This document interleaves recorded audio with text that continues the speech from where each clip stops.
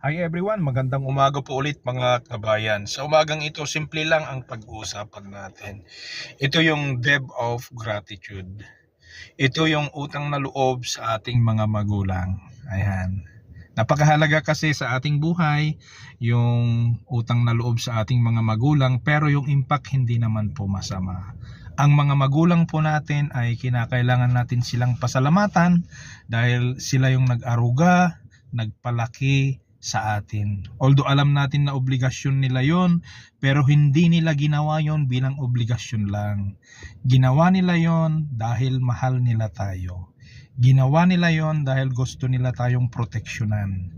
Ginawa nila yung pag-aaruga at pag-aalaga dahil gusto nila na mabigyan tayo ng magandang kinabukasan sa ating buhay, sa ating hinaharap. Yan lamang ang ating pag-usapan sa umagang ito. God bless you po.